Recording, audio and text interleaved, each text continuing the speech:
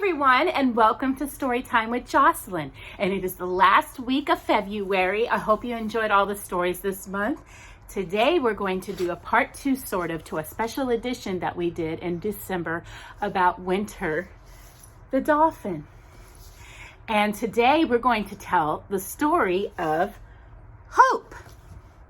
So let us begin with the story of Hope for Winter, the story of a true remarkable dolphin friendship. And if you've seen Dolphin Tale 2, or if you haven't, I recommend it. It is also what this book is based off of, the story of hope. So let us begin, Jocelyn, with Hope for Winter.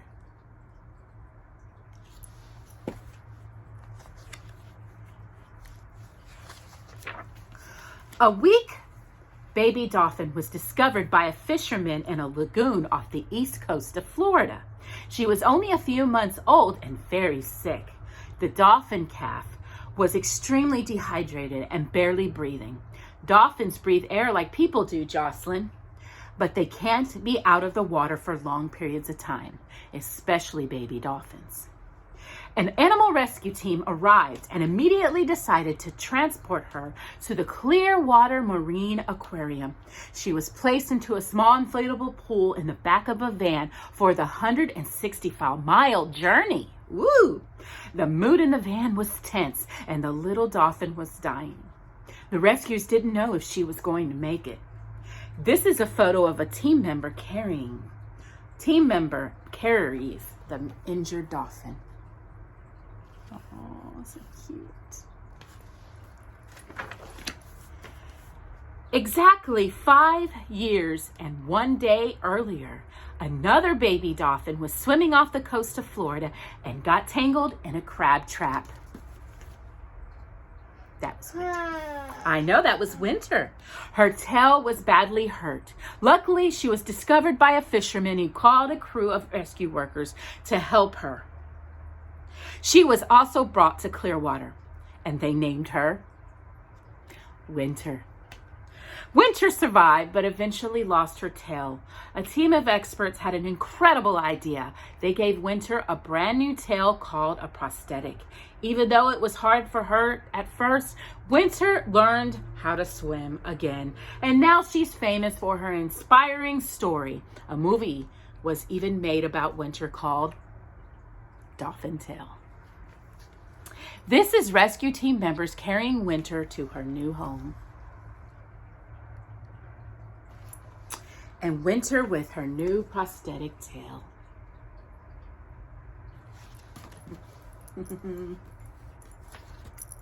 Jocelyn loves her stuffed Winter and Hope. She sleeps with them at night. She sleeps with a lot of stuffed animals, but those are typically a favorite. When the cast and crew finished filming Dolphin Tale, they threw a party at Clearwater Marine Aquarium. They were happily celebrating when they received an urgent call.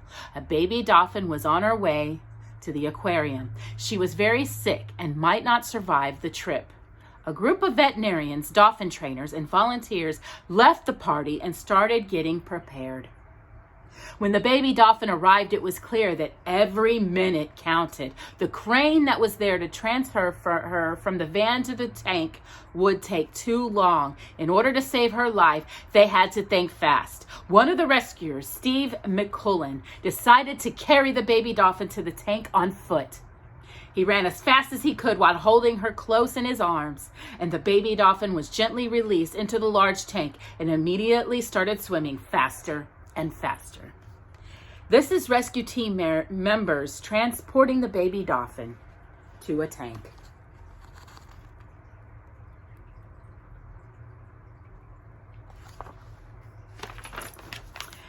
Steve stood in the tank with Abby Stone, the head dolphin trainer, and Julie Goldstein, a veterinarian. The baby's speed swimming was not a good sign. Julie gave her a quick examination, and the little dolphin was in critical condition. Her heart rate was too high, and she was extremely dehydrated, Jocelyn. The speed swimming was a sign of distress. The three could hardly breathe while waiting to see what the little dolphin would do next. After a few frightening minutes, the baby started to swim more slowly, but the team knew they had to give her something to drink right away.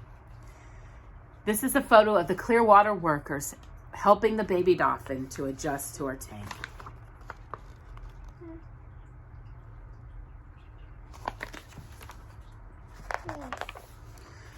In the wild, baby dolphins drink milk from their mother until they are about 2 years old. Without the baby's mother to feed her, and the trainers put a fish milk shake in a baby bottle and offered it to the little dolphin. She didn't know what to do with it at first, but eventually started drinking. The trainers were relieved, but had to feed the baby every 2 hours to keep her alive. The Clearwater Marine Aquarium team examined her every day by checking her weight and listening to her heart. Slowly, the little dolphin started to recover. This is a trainer bottle feeding the little dolphin.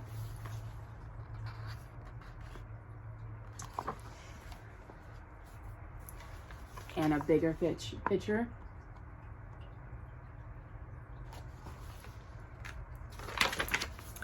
The team at Clearwater decided it was too dangerous to release the baby dolphin back into the wild. She wouldn't be able to feed herself, and she didn't have the survival skills that you would have to learn from her mother. The aquarium was going to be her new home.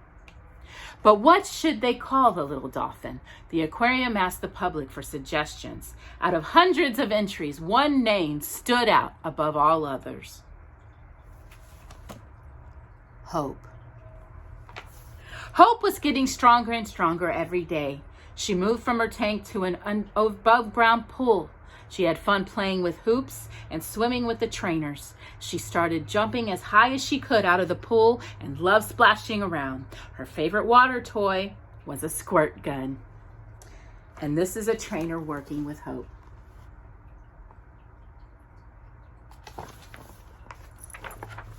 About 1.5 years after Hope arrived at Clearwater, the trainers decided it was time for her to meet the other dolphins at the aquarium, Panama and Winter. Dolphins like to live with other dolphins, just like human families do. Panama was about 35 years old, which was old for a dolphin, and much older than 5-year-old Winter. Panama had become like a grandmother to Winter. They spent most of their time together, and sadly, the trainers didn't know how much longer Panama would be around. They were worried because Winter shouldn't be left alone or live alone. She has to be with another dolphin so she can stay happy and healthy.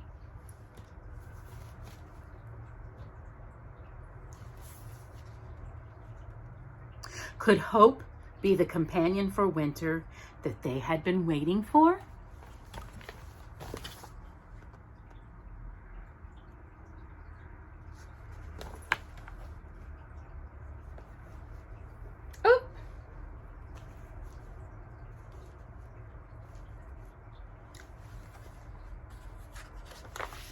Hope was just a baby when she was rescued and had never been around other dolphins. The trainers were nervous. Would they all get along? Would Hope recognize Winter as a dolphin with her prosthetic tail? And would Panama and Winter accept Hope into their family? As the gentler, older dolphin who had already welcomed Winter, Panama was introduced to Hope first. The trainers had worried for nothing. The meeting was a success. Panama and Hope hit it off immediately, and it didn't take long before Panama became like a grandmother to Hope too. But the trainers still wondered, how was Winter going to react? This is Hope and Panama meeting for the first time. And this is Hope playing with her trainer.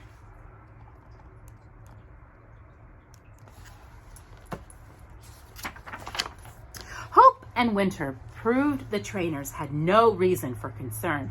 After spending just a few minutes together, Hope and Winter were fast friends. Winter soon became like a teenage big sister to Hope. Hope became a playful little sister to Winter. They eat, play, and swim and have lots of fun together. Their favorite game is tug of war, Winter and Hope act like human siblings do. The large tank at the aquarium has 3 gates, one for each dolphin. Sometimes Winter would block Hope from going through her gate. It's as if she was saying, "Stay out of my room." But Panama was always there to keep her little dolphins in line. This is Hope and Winter becoming fast friends. And this is Hope and Winter posing for the camera. Isn't that a cute picture? Oh. The 3 dolphins had lots of fun together, but Panama was growing older, and then she fell very ill. The trainers and veterinarians did everything they could to help her, but she wasn't getting any better, and the moment everyone in the aquarium was dreading had come. Panama was gone, and sadness filled the Clearwater team. Winter and Hope both had already lost their mothers. Now they had lost their grandmother too. The trainers didn't know if the bond between Winter and Hope was strong enough.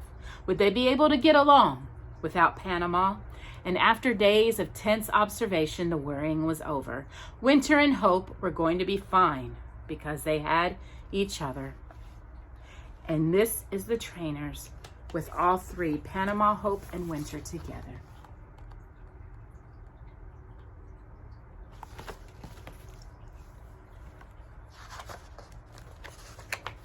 Today, Winter and Hope are more than fine. They are happy and healthy living at the aquarium together. Well, when this book was written. They had the best trainers, the veterinarians and volunteers taking care of them. Large crowds of kids and families come to visit them every day, just like Jocelyn got to see Hope and Winter together. And you saw videos of them and pictures of them that we were able to take when we went to Clearwater Aquarium in 2016. So hopefully you'll go back, if you haven't, to see part 1 of this story. It was a special edition in honor of Winter after she had passed in November of last year. Large crowds, I read that, they come to see Winter all the time, the dolphin with the prosthetic tail, and her best friend, Hope. They come to see the little dolphins who have inspired people around the world with their bravery, their strength, and their special friendship. Winter and Hope. Aww. And Winter and Hope. Isn't that a sweet picture? It's got to be one of the cutest ones. Jocelyn has a poster of that one. And that is the end of Hope for Winter. I hope you enjoyed that story. And if you get a chance, if you get a chance to go to Clearwater, Florida, make a stop at Clearwater Marine Aquarium and say hello to Hope. Because Hope did okay after Winter passed. But we all know that when somebody passes in our lives, we have an empty place in our hearts. But God and His love can fill it. I hope you enjoyed our story of Hope for Winter and the second part of the story of Winter and of also Hope and Winter. And I hope you will join us. I know, Mama, I know she loves them. I hope you will join us in March for a new round of story times with Jocelyn. Have a blessed day and bye-bye.